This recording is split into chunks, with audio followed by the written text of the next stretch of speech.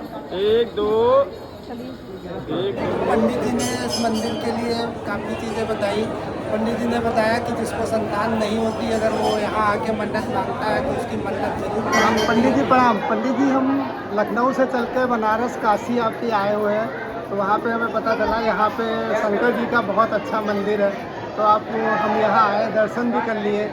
आप बताइए मंदिर की खूबियाँ कुछ बता दीजिए।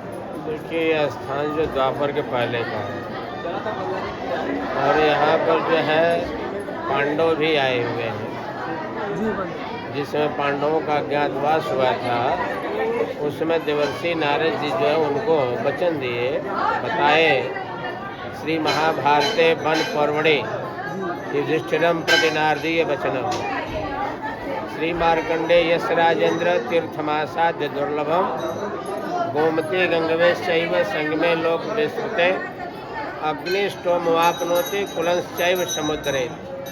पंडित जी, एक मंदिर पे वो लिखा हुआ कि जमराज जी यहाँ पे जी हाँ। तो इनका क्या मान्यता है? इनका ये मतलब ये है कि यहाँ पर मार्कंडे ऋषि की आयु जो थी, उस आयु के हिसाब से यमराज यहाँ पे आया है। मृकंड ऋषि उनके पिता थे, सीतापुर में शरण के रहने वाले थे और मृकंडू के पास कोई संतान नहीं था। तो उन्होंने भगवान ब्रह्मा की तपस्या की, विष्णु की तपस्या की, लेकिन कहीं से उनको पुत्र नहीं मिला।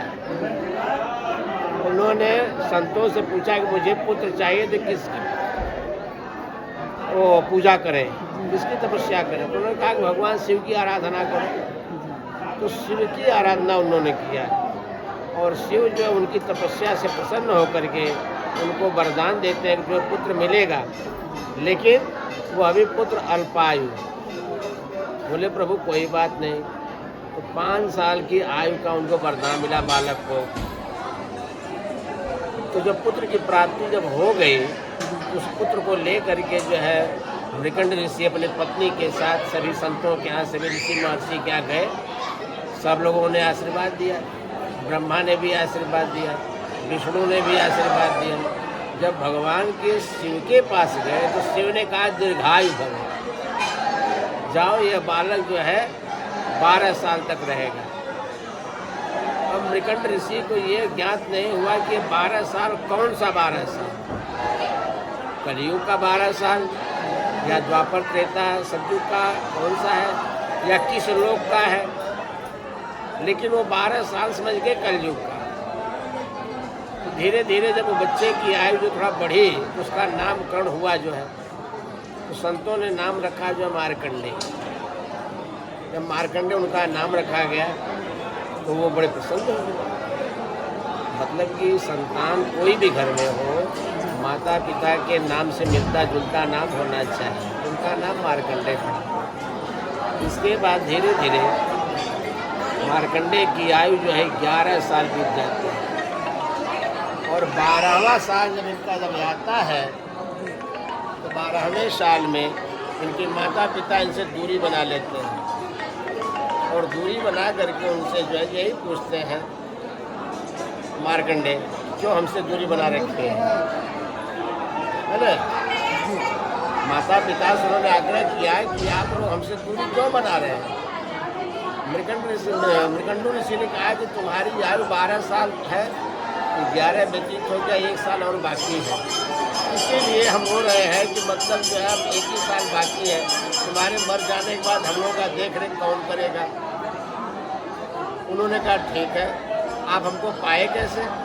तो मृकंडू ने कहा कि मैंने ब्रह्मा की तपस्या किया, नहीं मिले, विष्णु की तपस्या की तुम नहीं मिले, अंत में मैंने शिव की तपस्या किया, शिव ने तुमको दिया मुझे, वो भी 12 साल के लिए। मार्कंडे जो तुरंत अपने माता पिता के चरणों में शीश नवाते हैं और आशीर्वाद लेते हैं कि ठीक है, जैसे आपने शिव की आराधना करके मुझको पा लिया, तो मैं उसी शिव की आराधना करके अपने आयु पर विजय प्राप्त करूँगा। वो मार्कंडे वहाँ से जाते हैं नैमिषारण्य सीतापुर, फिर संतों के बीच में, और वहाँ जाकर के जो है संतों से कहते, संतों ने कहा कि यहाँ नहीं, काशी खंड में जाओ। तो काशी खंड हमारा जो है 3 वन बटा हुआ है। यह प्रथम जहाँ आप बैठे हैं ये तपोवन है, द्वितीय जो है आनंद वन बाबा विश्वनाथ, और तृतीय जो है विंध्यवन माता विंध्यावन। ये 3 वन में हमारा काशी जो बटा हुआ है। भगवान के आदेशानुसार जो है, संतों के आदेशानुसार मार्कंडेय जो है कहाँ आते हैं? पहले सर्वप्रथम विंध्यवन में। तो विंध्यवन में जब ये आते हैं तपस्या करने के, तो वहाँ जो है पहाड़ जंगल था। अन्नपूर्णा ने कहा कि भाई यहाँ नहीं, तुम काशी खंड में जाओ जहाँ आदि गंगा का किनारा हो।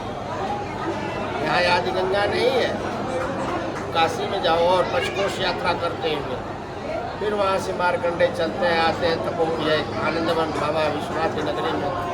विश्वनाथ की नगरी में क्या है? हल्ला है, हर हर महादेव, हर हर महादेव। उन्होंने कहा वो अब तो यहाँ भी तपस्या नहीं होती। फिर वहाँ से वो चलते हैं और आते हैं यहाँ पंचकोश यात्रा करते हुए। तो पहले आदि गंगा जो गोमती थी, पहले यहीं से बहती थी। आदि गंगा का मतलब जो नाम है गोमती, जो लखनऊ, सीतापुर, लखीमपुर खीरी से निकल के आई है, और यहाँ संगम है। अच्छा, गंगा और गोमती का। गोमती जी भी यहाँ आई है। इधर से गोमती आई है, इधर से गंगा, दोनों का संगम है। इसी जगह बैठ करके मार्कंडेय जो है पार्थिव बनाकर मिट्टी का तपस्या शुरू कर दिए। अब अंत में आने वाला समय, आखिरी दिन आ गया 12 वर्ष का। यमराज अपने दूतों को भेजा कि जाओ मार्कंडेय को ले आओ। बोले मार्कंडेय मिलेंगे कहाँ?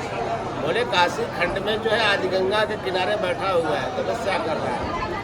यमराज के दूत जब आते हैं तो देखते क्या है कि मार्कंडेय जो बीच में बैठे हुए हैं, आगे पार्थिव मिट्टी का, और चारों तरफ से अग्नि जल रही है। अंत में वो निराश होकर के उनके दूत चले जाते हैं। जब यमराज देखता है कि खाली हाथ, उन्होंने पूछा कि मार्कंडेय कहाँ है? बोले प्रभु, जिसकी रक्षा स्वयं अग्नि कर रही है उसको कौन ला सकता है? तो यमराज वहाँ क्रोध में हो करके भैंसे पर सवार होता है, और एक हाथ में नागपाश, एक हाथ में गदा ले करके आता है, और पीठ पीछे से ही नागपाश मार्कंडेय गले में फेंक देता है। जब मार्कंडेय गले में फेंकता है, खींचता है, तो कंपन होती है। जब कंपन होती है तो वीर आसन में मार्कंडेय बैठ करके पार्थिव जो बनाए थे उसको पकड़ करके कहते हैं, चंद्रशेखर चंद्रशेखर चंद्रशेखर पाहिमाम, चंद्रशेखर चंद्रशेखर चंद्रशेखर रक्षमाम। हे प्रभु, अब मेरा इस सृष्टि में कोई नहीं है, जो है सो आप ही मेरी रक्षा करो। उसी समय भगवान शिव उसी पार्थिव से जो प्रकट होते हैं चतुर्भुज रूप में, विकराल रूप उनका, और एक हाथ का त्रिशूल मार्कंडेय के तरफ, और एक हाथ जो है मार्कंडेय के सर पे।